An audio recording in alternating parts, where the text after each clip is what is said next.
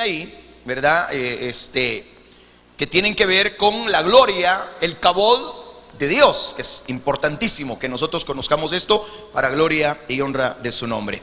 Vamos a leer el capítulo 1, estamos allí, verso 15, busque el verso 15, si lo tiene me dice amén, por favor. Mientras yo miraba a los seres vivientes, he aquí una rueda sobre la tierra junto a los seres vivientes a los cuatro lados. El aspecto de las ruedas y su obra era semejante al color del crisólito, y las cuatro tenían una misma semejanza. Su apariencia y su obra eran como rueda en medio de rueda. Cuando andaban se movían hacia sus cuatro costados, no se volvían cuando andaban.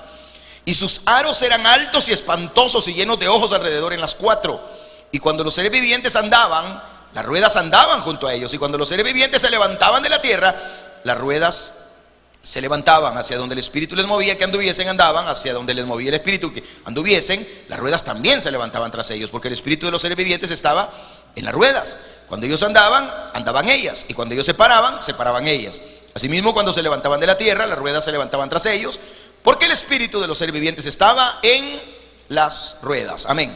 Padre nuestro que estás en los cielos, muchas gracias, Señor, te damos en esta hora por esta bendición, Señor, que tú nos das de poder conocer un poco más acerca de esta descripción que el profeta Ezequiel hace de las cuatro ruedas, es decir, de la gloria, de la carroza gloriosa de Jehová de los ejércitos, que se aparece en esta escena de la gloria, del kabod del Dios eterno.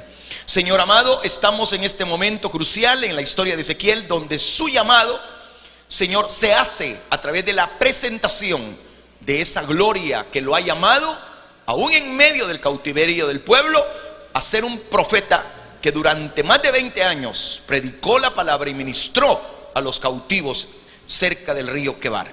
Señor, en el nombre de Jesús, bendícenos a nosotros también. Después de miles de años que esto aconteció, aún tu gloria, aún tu kabod está con nosotros, y te damos gloria, honra y alabanza, Señor, porque fiel y bueno eres. Amén y amén.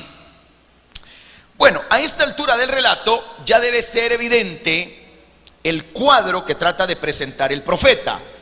El cuadro es un carro o una carroza, la que él está pretendiendo mostrar. Ahora, algunos piensan que se trata de la carroza que transportaba el arca del pacto. En el libro segundo de Samuel, capítulo 6, versículo 3, le voy a dar una cita para que tenga un poco de memoria y la note. Pusieron el arca de Dios, dice, sobre un carro nuevo, y la llevaron de la casa de Abinadab, que estaba en el collado, y Usa y Ahío, hijos de Abinadab, guiaban el carro nuevo. Se recuerda que por haber llevado en un carruaje el arca del pacto, Usa murió, porque cuando la yunta de bueyes tropezó y el carro se la dio, el arca estuvo a punto de caer. Entonces Usa tocó el arca, muriendo instantáneamente debido a que el kabod, la gloria de Dios, lo mató instantáneamente. Por eso aquel lugar se llamó Pérez Usa. Eso es lo que dice la Biblia. Entonces, no era una costumbre en Israel que el arca fuera llevada, hermano, en esa forma. El arca tenía que ser transportada por 4 levitas, ya que el arca tenía 4 aros, uno en cada esquina, y en esos aros de oro se atravesaban varas de acacia, de madera de acacia. 2 levitas iban adelante, 2 levitas iban atrás. Entonces en sus hombros cargaban el arca. No tenía que ser llevada en carruaje.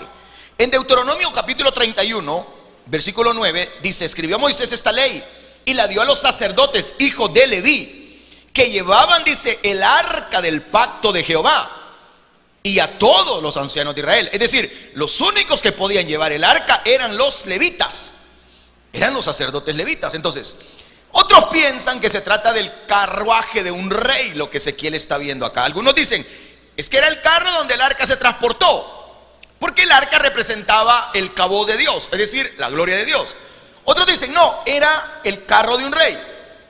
Ahora, es interesante notar que en Ezequiel capítulo 1, versículo 4 y 5 dice: miré y aquí venía del norte un viento tempestuoso y una gran nube, con un fuego envolvente, y alrededor de él un resplandor, y en medio del fuego algo que parecía como bronce, dice, refulgente. Y dice el 5, en medio de ella la figura de 4 seres vivientes, ya vimos que son los querubines, y esta era su apariencia, había en ellos semejanza de hombre.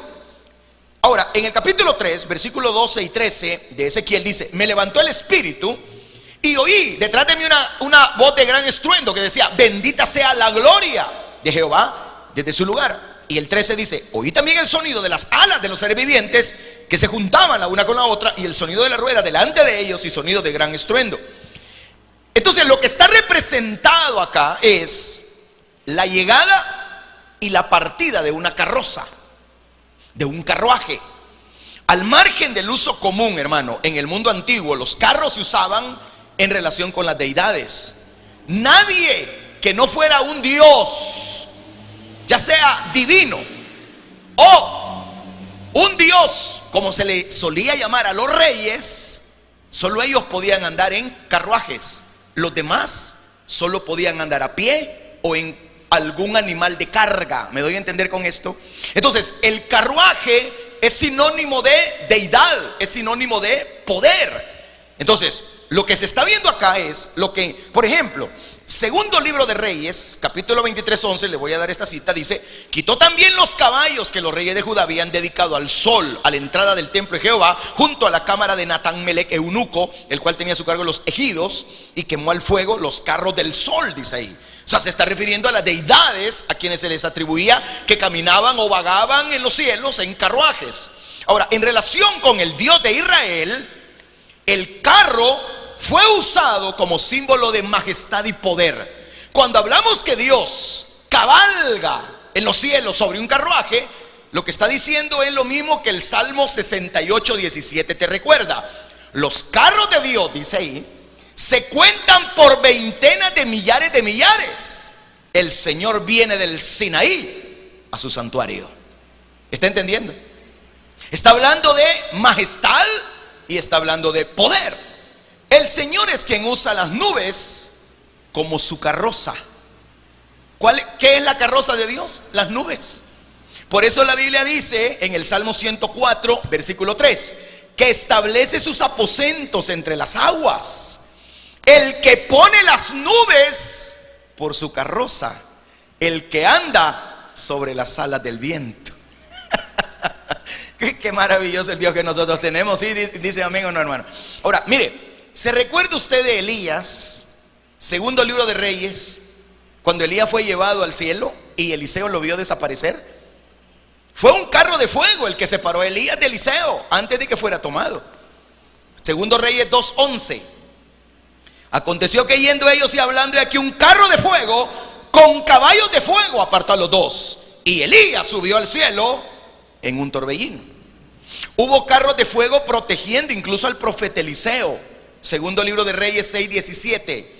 Oró Eliseo y dijo: te ruego, oh Jehová, que abra sus ojos para que vea.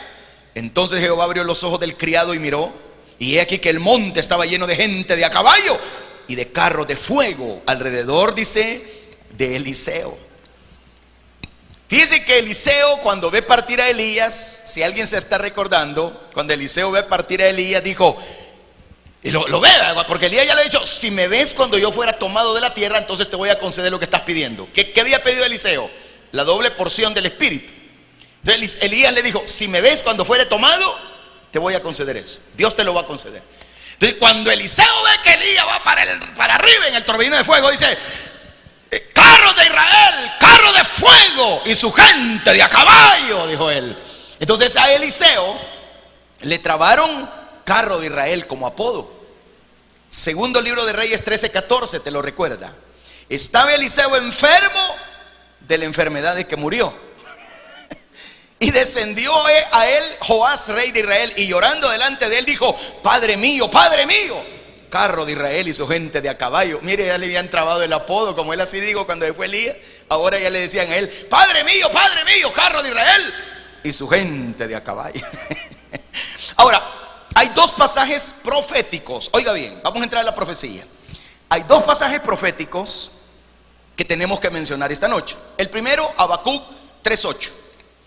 ¿Te airaste, oh Jehová, contra los ríos? ¿Contra los ríos te airaste? ¿Fue tu ira contra el mar cuando montaste en tus caballos y en tus carros de victoria? Se está hablando de carros de victoria. Está hablando de que Él es majestuoso. ¿Cuántos dicen amén? El segundo pasaje que tenemos que mencionar profético es Isaías 66:15. Porque he aquí que Jehová vendrá con fuego y sus carros como torbellino, para descargar su ira con furor y su reprensión con llama de fuego. Se habla de carros como instrumento de juicio. En otras palabras, mi querido hermano, Ezequiel, cuando recibe el llamamiento al ministerio junto al río Quebar, a él lo que le están enseñando es, en otras palabras, yo soy Jehová Dios, que tengo majestad, poder y autoridad, y que juzgo las naciones con vara de hierro.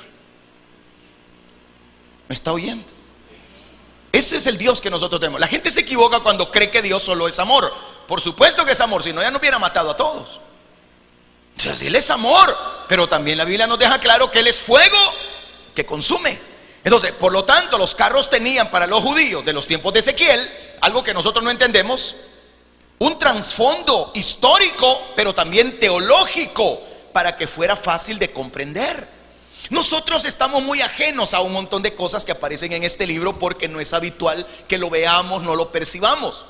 Es decir, ellos sí, porque ellos estaban acostumbrados a ver en los diferentes escritos, hermanos, rabínicos, en las diferentes visiones que Dios les daba a través de los profetas, a través de los ungidos del Señor, les daba un trasfondo histórico pero también teológico para que las cosas fueran fáciles de digerir y de comprender. Ahora, en este mismo sentido, tenemos que tener presente el texto de Daniel capítulo 7 versículo 9.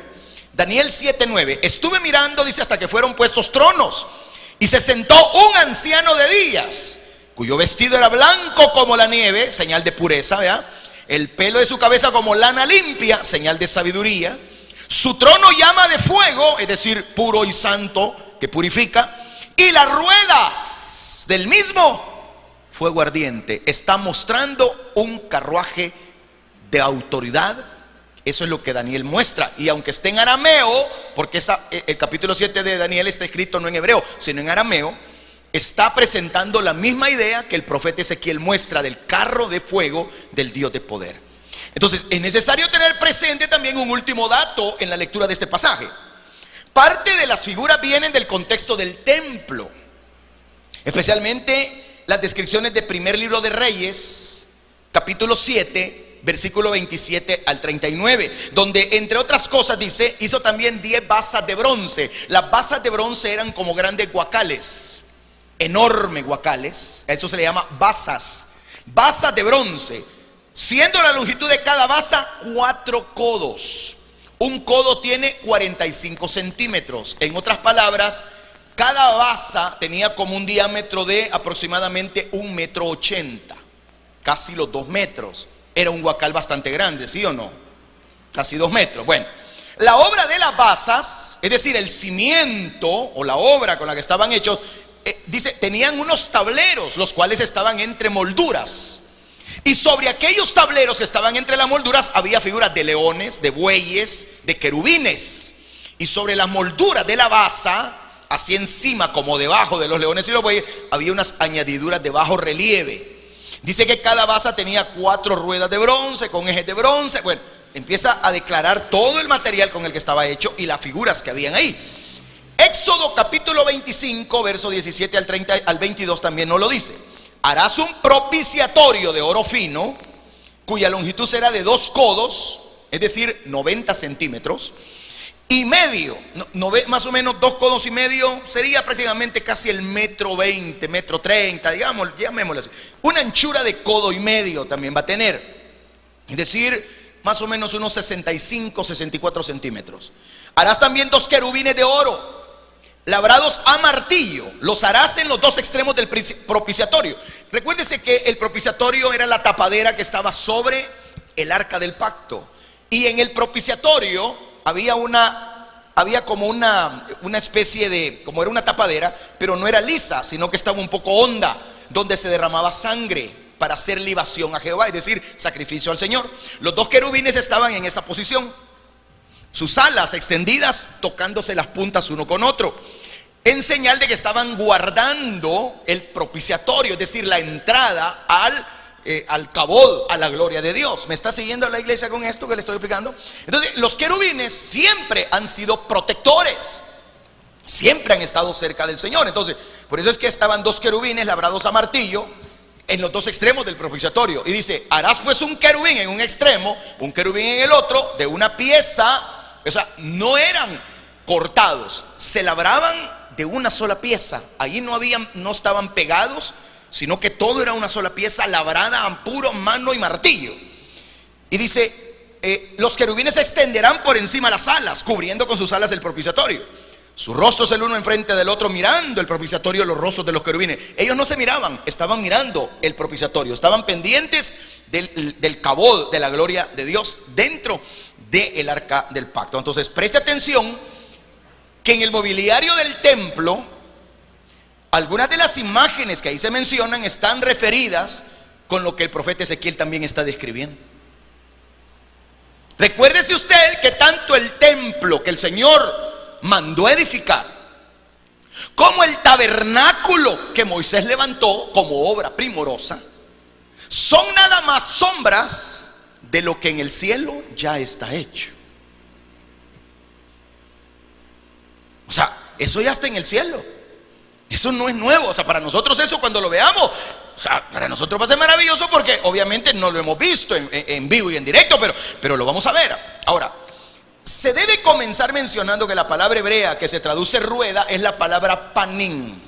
Panín con 2 N es la palabra hebrea, hermano, y se usa 35 veces en todo el Antiguo Testamento. 25 veces solo en Ezequiel, 35 en todo el Antiguo Testamento, pero 25 en el libro de Ezequiel. Panín es una palabra hebrea, hermano, que significa obviamente rueda, así nada más, rueda. Se trata de un término cuyo uso común se encuentra en relación con la rueda de un carro, como por ejemplo en Éxodo 14:25, quitó la rueda de sus carros, los trastornó gravemente, dice. Entonces los egipcios dijeron: huyamos de delante de Israel, porque Jehová pelea por ellos contra los egipcios. En Nahum capítulo 3 verso 2 dice: chasquido del látigo, fragor de ruedas, caballo atropellador y carro, dice, que salta. La palabra panín, que es rueda, también es la palabra que se usa en relación con los adornos del templo de Salomón en el capítulo 7 del primer libro de Reyes, versículo 30 al 33, donde dice: cada basa tenía 4 ruedas de bronce, estaba sostenido sobre 4 ruedas, con eje de bronce, y en sus 4 esquinas había repisas de fundición que sobresalían de los festones, para venir a quedar debajo de la fuente. Y la boca de la fuente entraba un codo en el remate que salía para arriba de la base, y la boca era redonda, de la misma hechura del remate, y de de codo y medio, dice. Había también sobre la boca entalladuras con sus tableros, los cuales eran cuadrados, no redondos. Ahora, tanto en Ezequiel como en el libro de Daniel, principalmente el capítulo 7, donde se ve la visión del anciano de días, y el que tenía semejanza de hijo de hombre, que se acerca al anciano de días y se le dio dominio y potestad, se mencionan ruedas como base del trono de Dios. Es posible que se está refiriendo obviamente al arca del pacto, y esa arca del pacto se presenta como el estrado de Dios. Quiero llevarlo al Salmo 132.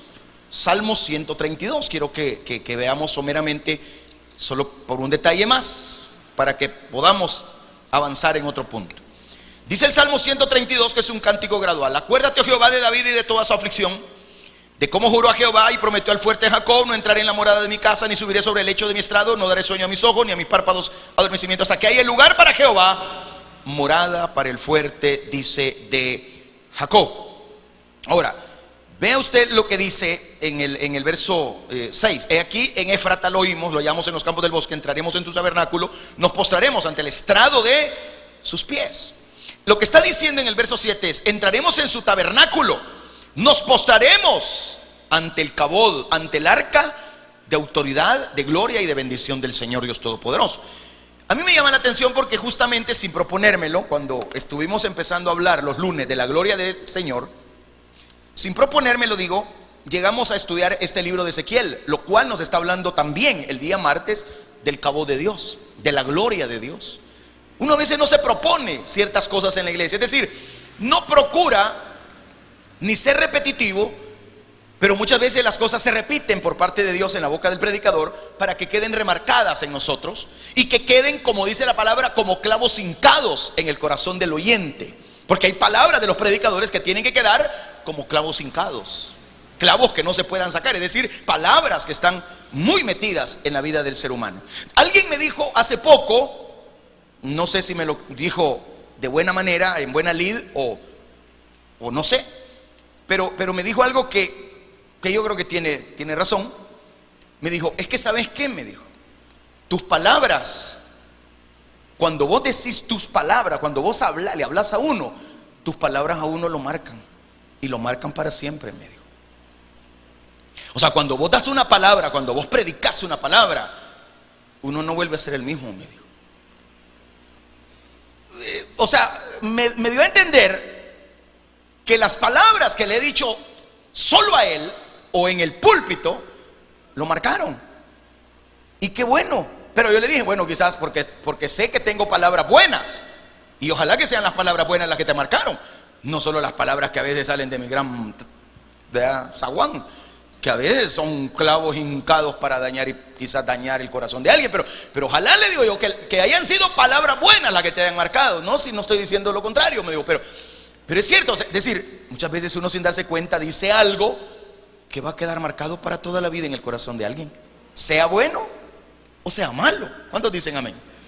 Así es Dios con nosotros. Entonces, de la misma manera, hermano, sigamos, que se mencionaron algunas características de los seres vivientes que vimos la semana pasada. Se describe a las ruedas de la siguiente manera. Vea usted el verso 16 al 18 de Ezequiel 1. El aspecto de las ruedas y su obra era semejante al color del crisólito. Y las cuatro ruedas tenían una misma semejanza. Su apariencia y su obra eran como rueda en medio de rueda. Le voy a explicar lo siguiente. Crisólito es una palabra hebrea, que es la palabra tarish. Y esa palabra, el griego es también la palabra crisólitos, así, crisólitos con K. Es una piedra de oro, eso significa piedra de oro. Crisólito es piedra de oro. Porque es de la unión de dos palabras griegas que podríamos usar, que es la palabra crisos y la palabra litos. Crisos es oro y litos es piedra en griego. Entonces, es una piedra de oro. Ahora, es el nombre de una piedra preciosa a los que los hebreos le daban el nombre de Tarish, por proceder de Tarsis. De donde viene esa piedra es de la ciudad, de la comunidad de Tarsis. Y a veces se traduce como berilo. En algunas partes de la Biblia se le llama berilo. Ahora, aparece esa palabra, la palabra crisólito, aparece en el pectoral del sumo sacerdote. Recuérdese que el sumo sacerdote tenía 12 piedras acá en el pectoral. ¿Cuántos saben eso? El sumo sacerdote tenía 12 piedras, representaba las 12 tribus de Israel. Y con ese pectoral, con esa especie de pectoral que él tenía acá, como un camisoncito así pequeño con las piedras incrustadas, él hacía su reverencia a Dios. Ahora, aparece en el pectoral adornando la cuarta hilera. El crisólito aparece en la cuarta fila de piedras del pectoral. Recuérdese que son 12 piedras, y en la cuarta hilera aparece precisamente el crisólito. Ahí había no solo un crisólito, en esa línea aparece un ónice y un jaspe. El jaspe tiene un color como el fondo de esos banners, un café así. Ese es el jaspe. Y el ónice es color negro, un color negro profundo, ¿verdad? Ese es el color. Ahora, montados estaban en engastes de oro. O sea, donde estaban agarrados eran como los anillos que tienen un engaste. La piedra de su anillo, lo que sostiene la piedra se llama engaste. Esa piedra, esa cosa metálica, engaste. Entonces estaban montados en engastes de oro. Así lo dice Éxodo 28:20. La cuarta hilera tenía berilo, ónice y jaspe. Todos estarán montadas en engastes de oro. ¿Ya ve? Éxodo 39:13. La cuarta hilera, berilo, ónice, jaspe, montadas y encajadas en engastes de oro. La visión de la rueda celestial en Ezequiel es un crisólito. Del mismo modo se dice que el rey de Tiro tenía vestiduras adornadas de toda clase de piedras preciosas. Tenía rubí, topacio, diamante, crisólito, ónice, jaspe, zafiro, turquesa y berilo. Eso dice Ezequiel 28:13. Ahora, el hombre que aparece vestido de lino en la visión de Daniel, en Daniel 10:6, tenía un cuerpo semejante al crisólito. Su cuerpo, dice Daniel 10:6, era como de berilo. y su rostro parecía un relámpago, y sus ojos como antorchas de fuego, sus brazos y sus pies como de color de bronce bruñido, y el sonido de sus palabras como el estruendo de multitud. ¿De quién está hablando Daniel ahí? Del Dios de poder. En el Nuevo Testamento se dice que también el berilo es uno de los fundamentos de la ciudad donde usted y yo habitaremos por siempre y para siempre, la nueva Jerusalén. Apocalipsis 21:20, el quinto ónice, el sexto cornalina, séptimo crisólito, octavo berilo, noveno topacio, décimo crisopraso, undécimo jacinto, el duodécimo amatista. El crisólito, que hoy recibe también el nombre de topacio, al crisólito también se le llama topacio, es de color dorado y se encontraba en España. Allí encontraron en España mucho yacimiento de topacio, lo que apuntaría a la hipótesis de la identidad de Tarsis o también la ciudad de Tartesos en España, donde hay un gran yacimiento de este material, ¿verdad? Entonces, hermano querido, lo que estamos hablando acá es que acá en la visión de Ezequiel, ¿verdad? Estamos hablando del crisólito o el topacio, ¿verdad? Y es una de las descripciones de las ropas sacerdotales, y en descripciones que tienen que ver con el esplendor también de algo maravilloso. Ahora, en segundo lugar, presenta la manera en que estaban hechas una rueda dentro de otra rueda. Ahora, debemos de mencionar también que a pesar de que el crisólito o el topacio es una piedra verduzca, verde, pero también al frotarse produce chispas. Es una piedra que tiene esa característica de que al frotarla agarra como fuego, ¿verdad? Tiene una connotación química bien curiosa. Ahora, hay que entender que presenta la manera en que estaban hechas una rueda dentro de otra rueda. Eso parece indicar una serie de círculos concéntricos o una rueda doble, la que está viendo Ezequiel.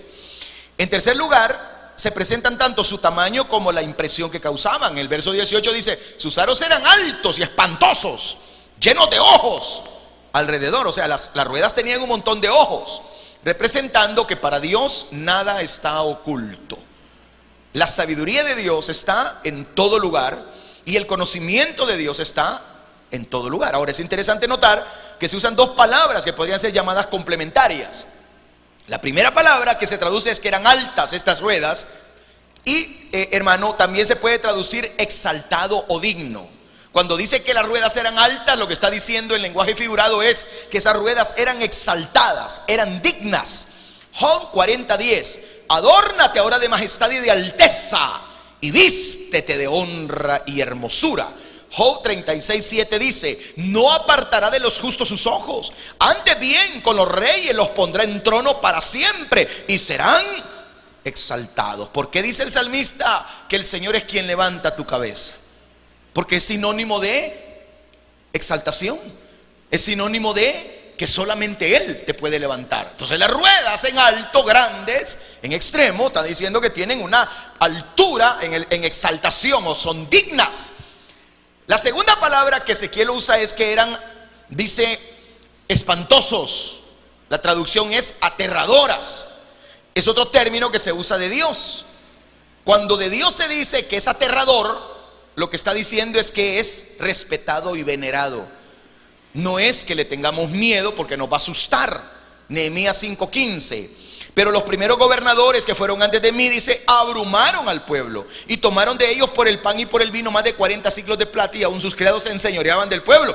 Pero yo no hice así, a causa, dice, del temor, de lo aterrador de Dios, la veneración hacia Dios. Por eso es que cuando decimos que el principio de la sabiduría es el temor a Dios, no está diciendo que le tengo miedo, sino que lo venero, lo exalto. ¿Cuántos dicen amén? Por último, Ezequiel termina su descripción diciendo que los aros de las ruedas estaban llenos de ojos. Si se toma literalmente, se puede referir a salientes ornamentales. O sea, eran incrustaciones en las ruedas que sobresalían. No necesariamente eran ojos de verdad, sino adornos que parecían ojos. ¿Me doy a entender con ello? Podrían ser grandes clavos de cabezas brillantes que normalmente las ruedas de guerra solían tener. Por otro lado, si nos vamos a lo simbólico, porque si lo vemos en el contexto puramente, digamos, literal, pues eran como clavos con cabezas grandes sobresaliendo en toda la circunferencia de la rueda. Pero si nos vamos a lo simbólico, porque de las dos maneras lo estamos interpretando el pasaje, podemos referirnos a un trono del que nada está fuera de su conocimiento. Si usted cree que a Dios se le escapó lo que usted trajo esta noche, está equivocado. Dios lo conoce todo. Finalmente el texto pasa a describir las acciones de las ruedas. Ve el verso 17. Cuando andaban, se movían hacia sus cuatro costados, no se volvían cuando andaban. Sus aros eran altos y espantosos, llenos de ojos alrededor en las cuatro ruedas. Dice, y cuando en el 19, y cuando los seres vivientes andaban, las ruedas andaban junto a ellos, los seres vivientes se levantaban de la tierra, las ruedas también se levantaban. Vea usted el movimiento que hay. Entonces, para esto se usan tres verbos que los vamos a conocer en esta hora. El primer verbo es el verbo halak. Halak. Todos estos verbos obviamente son hebreos, no son griegos, ¿verdad? Porque el Antiguo Testamento fue escrito en hebreo. Algunas partes están escritas en arameo. Ahora, el sentido primario dice que se desplazaban, es la palabra halak. El sentido primario del verbo hebreo es trasladarse de un lugar a otro. Se debe mencionar que este verbo halak se repite en varias ocasiones a lo largo de todo el pasaje. Ahora, pero solo en el verso 17 se usa 3 veces, dejando de lado que existe una cierta dificultad mecánica para aquel tiempo en pensar que se desplazaban sin volverse. El énfasis lo que está queriendo decir es que tenían puro movimiento. Aquí no se detenían para nada. Y que el espíritu de los 4 seres vivientes estaba puesto sobre las ruedas. Es decir, donde se movía un querubín, se movía la rueda. Donde se detenía un querubín, se detenía la rueda. No volvían hacia atrás, al contrario. Por eso es que vimos la semana pasada, describiendo los 4 seres vivientes, que ellos no tienen pies o no tenían pies como nosotros, y tenían 4 rostros, tenían como casquitos de becerro. Entonces ellos muy fácilmente, si querían ir hacia el norte, iban al norte. Si querían irse al sur, simplemente no se volvían, porque había un rostro aquí detrás y los casquitos simplemente los hacían hacia el sur. Querían ir al este, querían ir al oeste, o sea, no había ningún problema. Sinónimo de siempre tener disposición para servirle al Dios de los cielos. Sinónimo de obediencia total al Dios que nos llamó por su gracia y su misericordia. ¿Cuántos dicen amén? Se elevaban. ¿Ya vio la palabra hebrea para elevarse? ¿Cuál palabra es? NASA. ¿A qué le recuerda esa palabra? A los cohetes que mandan a la luna. No por gusto le pusieron hacia la NASA. ¿Sabe usted que la NASA, aunque no lo aceptan, pero están basados en la Biblia para hacer sus viajes al espacio? ¿Por qué cree usted que ellos retrasan sus viajes con respecto al reloj que tenemos? Ellos retrasan, declinan cierto tiempo debido a cuando Josué oró y la tierra se paró. La Biblia dice que el sol se paró, pero fue la tierra. Si ellos no toman en cuenta ese desfase que la tierra hizo de detenerse, los cohetes explotaran al salir de la atmósfera terrestre. No sé si me está entendiendo. Y también tomaron en cuenta cuando el profeta Isaías llega donde Ezequías y lo sana. Ezequías pide la señal de la sombra que declinará. ¿Alguien se está acordando o no? También lo toman en cuenta para sus viajes al espacio. Así que NASA, que no me acuerdo ni qué son las siglas, pero ya sabemos que son los de los cohetes, ¿vea? Es esa palabra, se elevaban. Va que es curioso, hermano. Aquí hay cosas que usted está descubriendo que ni en cuenta pensó que iba a descubrir. Mire qué bonito. Así es la Biblia, ¿verdad que sí, hermano amado? ¿Se goza usted? Qué bueno. El segundo verbo está en el versículo 19, donde dice: cuando los seres vivientes andaban, las ruedas andaban junto a ellos. Cuando los seres se levantaban, es decir, NASA, las ruedas también NASA, se levantan.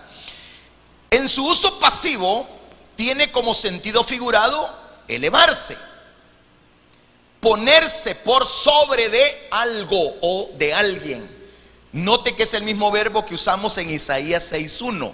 Isaías 6:1, cuando a Isaías lo llaman y él tiene la visión de la gloria de Dios. Dice: en el año que murió el rey Uzías, vi yo al Señor sentado sobre un trono nasa, elevado. Ahí está la palabra nasa, elevado y sublime. Y sus faldas, es decir, toda su gloria, el esplendor de su gloria, llenaba todo aquel lugar, aquel templo. En tercer lugar, la palabra amad. Se detenían, amad. El tercer verbo tiene como sentido no solo detenerse, sino mantenerse en pie, erguirse. Oiga bien, en el campo cultico y militar, esta palabra amad se usa para estar listo o al servicio de un superior. Un soldado tiene que usar el verbo amad en su vida. Tiene que estar listo para el servicio al que le fue encomendada su misión. Segundo libro de Samuel 24. Después dijo el rey a Amasa: convócame a los hombres de Judá para dentro de 3 días. Ahí está el verbo amad, convócame, que estén listos. Y también el verbo se halla en la palabra: hállate tú aquí presente. Yo hago una pregunta: ¿acaso nosotros vamos a tomar caminos hacia atrás o hacia los lados cuando hemos sido llamados por un Dios que no se detiene y que cuando da una orden no es para que se discuta, sino para que se cumpla? ¿Cuántos dicen amén? Ahí usted puede usar la palabra halak: no me detengo, me voy a trasladar de un lugar a otro y no voy a ver para atrás, voy a ver para adelante, voy a salir para adelante, porque para atrás ni para agarrar impulso. En segundo lugar, ¿acaso el verbo nasa, elevarse, no es sinónimo de que también en un sentido pasivo nos elevamos cuando la gloria de Dios nos inunda y sentimos que estamos volando muy alto? Pero también es sinónimo de que podemos contemplar la gloria presente, precisa y maravillosa del Dios de los cielos para que nuestra vida sea cambiada de una vez y para siempre, ¿sí o no? Se detenían, pero no para pajarear. No se detenían para perder el tiempo, no se detenían para lamentar el dolor que trajeron, sino para estar listos, preparados, porque el Dios que nos llamó es el mismo Dios de ayer, de hoy y de siempre, y toda circunstancia está bajo el control y el dominio de aquel que dijo: sed santos porque yo soy santo, dijo el Señor. Y esa santidad requiere, hermano, que nos desplacemos a donde Él nos dice, que nos elevemos para donde Él quiere y que también estemos listos para el servicio, como dijo Pablo a Timoteo: Timoteo, nadie que milita en los caminos del Señor, en la milicia de Cristo, se enrede en los negocios de la vida, para agradar a aquel que nos llamó a servirle a Él plenamente. 2 cosas más hay que mencionar acerca del uso de estos verbos. Note que se usan en un orden progresivo, porque Dios no es de los que va para atrás. Dios va hacia adelante. Dios va en manera progresiva con nosotros. Hay que señalar que estos versículos enfatizan la completa identificación entre ruedas y seres vivientes. Hay una connotación ahí de estar unánimes: ruedas y seres vivientes, es decir, la gloria y los seres vivientes, la gloria y los seres vivientes.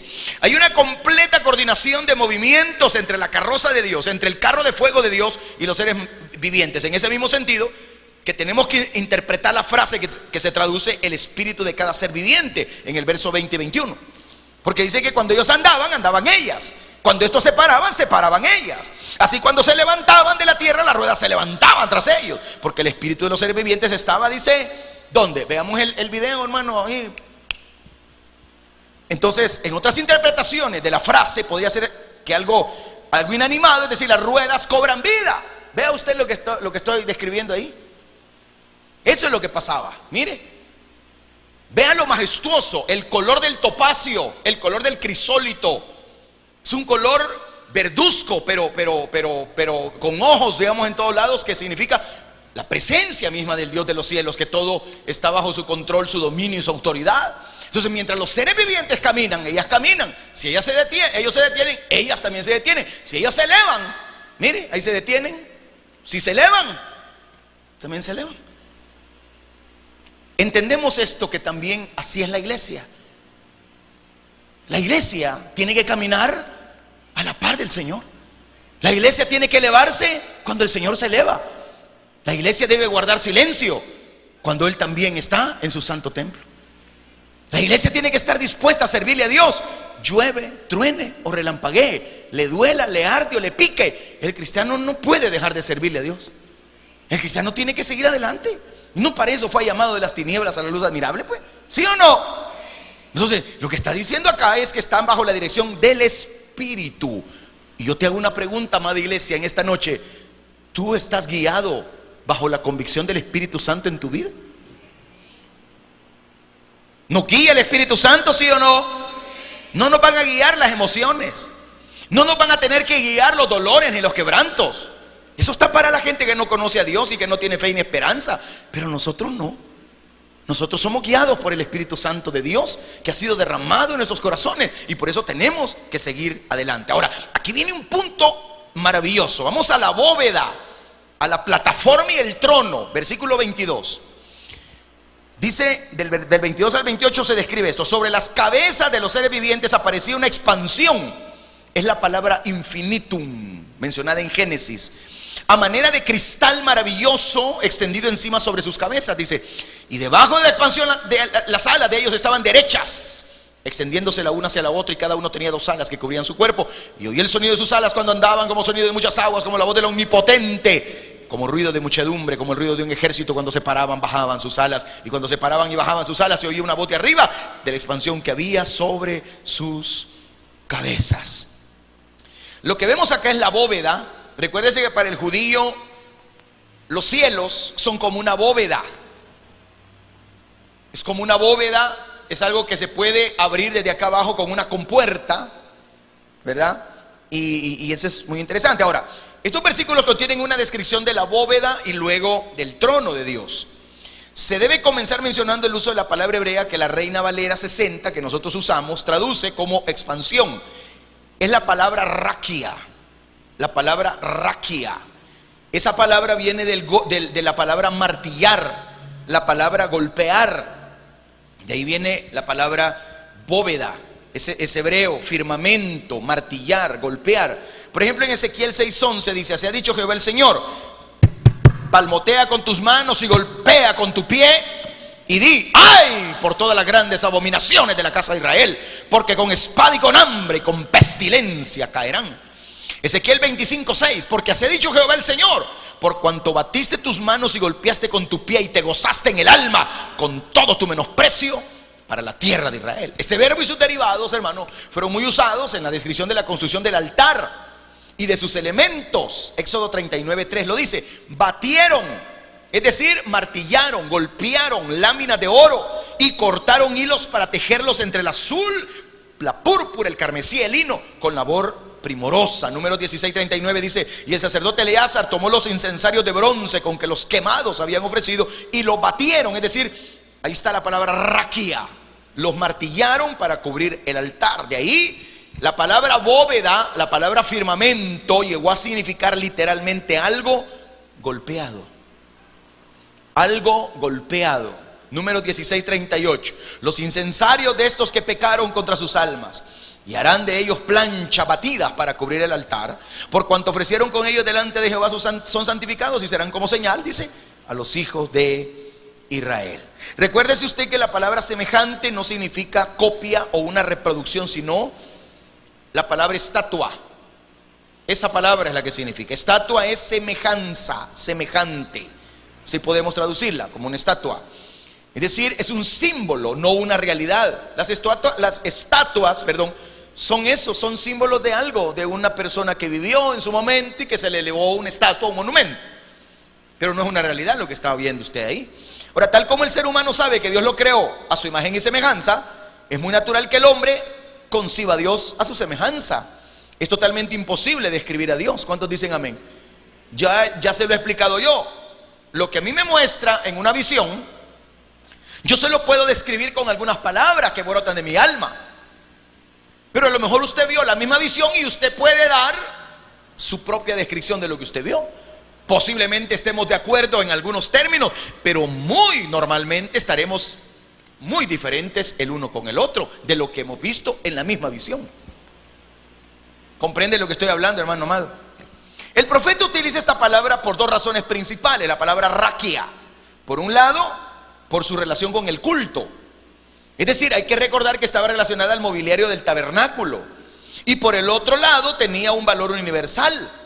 En este sentido, es importante señalar que es la misma palabra en Génesis 1:6, cuando dice: dijo Dios, haya expansión en medio de las aguas y separe las aguas de las aguas. Ahí está la palabra latina firmamentum, que esa palabra se utilizó mucho en la traducción latina, por ejemplo en la Biblia, la llamada Vulgata latina, firmamentum.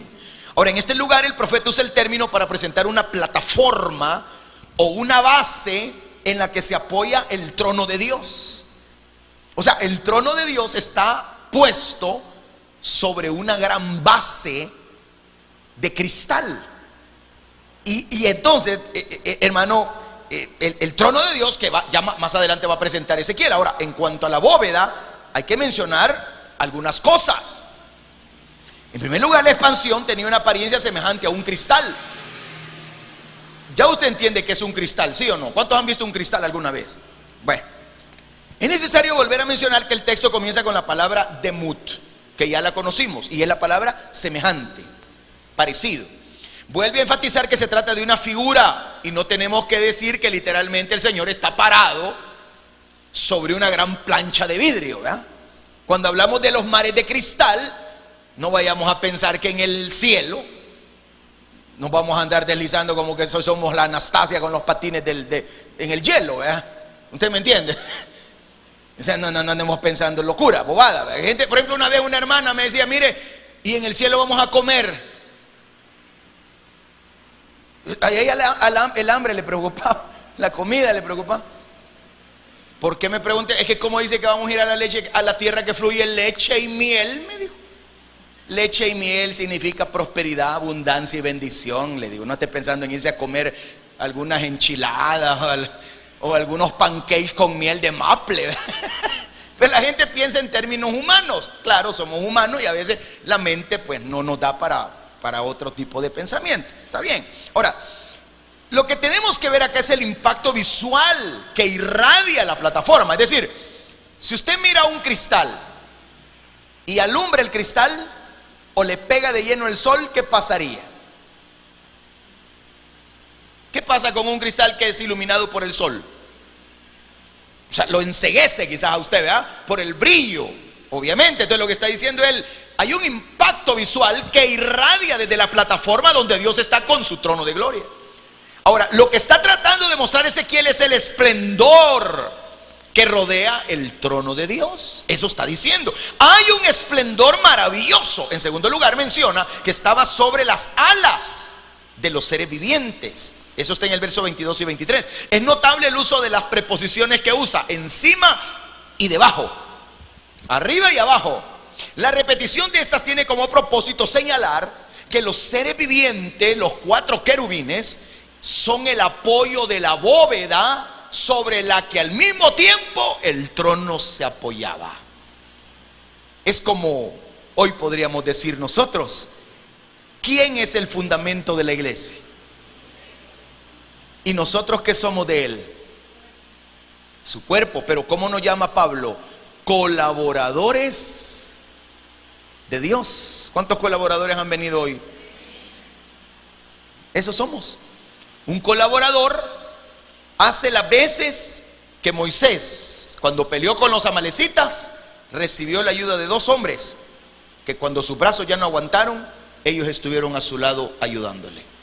No estuvieron condenando ni juzgando la labor de Moisés, estuvieron ayudándole. ¿Cuánta falta me hace a mí colaboradores que levanten mis manos cuando ya no puedo? Por eso yo le doy gracias a usted. Yo le agradezco a los que se conectan en la oración en la noche, y cuando de repente, como anoche, pido oración por mi vida, usted automáticamente responde, no solo con palabras, sé que responde con hechos e intercede por estos pastores siempre, porque la labor que hacemos no es fácil. La labor que estamos realizando, hermano, le aseguro, cualquiera puede ver que alguien sale ahí, la pastora aparece detrás de un teléfono ahí en su pantalla, y alguien puede decir, qué fácil. No, hay un movimiento tras de eso No solamente de pararse frente a una cámara, no solamente poner un fondo, porque alguien cree que quizás lo que está atrás es un gran banner, que no, es un efecto que se tiene ahí, es algo que se trabaja, que se maneja, o sea, pero no solo es eso es lo de menos. Cualquiera puede poner un poco de flores y decir que con eso está haciendo una labor para Dios. No, detrás de eso hay una preparación, hay una lucha, hay lágrimas, hay ardor, hay dolor, hay quebranto, hay tragedia, pero al final Dios siempre va a realizar lo que Él siempre va a querer realizar para gloria y honra de su nombre. Por eso es que aunque la lucha sea grande, tenemos al Señor con nosotros. Por eso es que cuando usted se acerca y me dice, hermano, le pasa algo, usted me conoce. Usted que me ha conocido durante años sabe cuando algo no anda bien en mí. Cuando estoy enfermo, cuando estoy triste, cuando me pasa algo, usted lo sabe. Y por eso es que no dudo que cuando usted ora por mí, Dios le oye. Por eso vine diferente hoy. Por eso estoy aquí de pie. Porque aún así prediqué ayer. Porque no soy de los que me acobardo, me duele algo y me voy a quedar echadote como que soy sin fe y sin esperanza. Aquí no podemos decir que no tengo fe y esperanza. Tenemos a un Dios que tiene poder y autoridad. Tenemos a un Dios que todo lo puede. Por eso es que somos colaboradores de Él. Pero ¿de qué me sirve a mí un colaborador que en lugar de apoyarme me dé la espalda? ¿De qué me sirve a mí? Nada. ¿Sí o no? ¿Me doy a entender? Alegres, hermano. Por último, el profeta señala el sonido de la imagen. Por un lado, el que producían los seres vivientes. Estos hacían ruido con sus alas, dice el verso 24. Rodeaba toda la visión. El ruido era ensordecedor. Y dice aquí la palabra que cuando se hacía silencio, se escuchaba un estruendo por encima, arriba de la bóveda. Seguramente se trata de la voz de quien está en su trono, cuya voz es multitud de muchas aguas. Dado que la palabra que se traduce estruendo es la misma que en otros lugares se traduce como voz, está diciendo es una voz fuerte, es una voz que no tiene comparativa. Veamos, ahí está la bóveda, mire la bóveda de cristal. Los querubines están de alguna manera sosteniendo esa bóveda por abajo. Obviamente arriba es lo que el profeta va a declarar y va a demostrar, que se llama la gloria, el cabod del Dios de poder y de autoridad. Entonces, si usted puede notar, o sea, eso se asemeja como a un cristal, como algo brillante, algo que enceguece cuando se le ve directo. Entonces, me gusta mucho, pero el tiempo lamentablemente no me da para seguir hablando de la gloria, del cabod. Y quizás lo vamos a dejar para la otra semana, porque esto es cansado, algunos ya tienen sueño y hambre, y es inevitable, ¿verdad? Pero solamente adelantemos el último video, hijo, que es la gloria, el cabod, de lo que vamos a hablar la próxima semana. A eso se le llama el cabod de Dios, lo que estamos aprendiendo el lunes. El cabod, la gloria de Dios, a eso se le llama así. Honor, respeto, alabanza, eso significa gloria. El bosquejo de lo que hoy prediqué y de lo que todavía me falta va a aparecer ya mañana en la página de la iglesia, para que usted lo tenga a mano y no se preocupe. El video, tanto el bosquejo, van a aparecer mañana, Dios mediante, de todo esto que hemos hablado y de lo que todavía me faltó, porque no alcanzo a terminar. Ahí va a encontrar usted incluso la conclusión del capítulo 1, ya de una vez, para que venga el otro martes con su papel o su teléfono y no tenga que anotar tanto. Pero eso es, a fin de cuentas, hermanos, si usted se fija, todo ese cristal abajo están los querubines sosteniendo esa gloria perfecta. Arriba está su gloria, y ve el fuego, y vea lo glorioso, el azul del Padre, el fuego que purifica, los colores radiantes que irradian de la santidad y de la gloria del Dios que nosotros tenemos. Si algo tendríamos que decir hoy para finalizar, hermano, es que describir el trono y al que está sentado en él es lo que nos va a dar la pauta para entender por qué a Ezequiel se le llamó a lo que se le llamó. Y es que, mire, hermano, Dios le dio a Ezequiel una visión de su gloria. Ezequiel comprendió que Dios es soberano en todo ser creado. ¿Cuántos dicen amén? Comprendió que Dios no está limitado en su accionar. Comprendió y vio la gloria y el poder de Dios. Dios afirmó a su siervo, lo afirmó diciéndole que le daba poder y le afirmó. Dios le habló personalmente y Dios le dio valor y coraje frente a una tarea difícil. El mensaje de Dios es dulce para su siervo. Sí, a veces la gente con quienes trabajamos es difícil. No quieren escuchar la palabra de Dios. Hay que predicarles la verdad con amor, pero con firmeza. El mensaje de Dios nos va a ser dulce porque es la palabra de Dios, no nuestra palabra. Y Él obrará para que la gente siempre, de una u otra manera, reciba su palabra. Así que concluimos. Dios no siempre llama a la gente más talentosa. Dios no siempre nos llama en las mejores condiciones.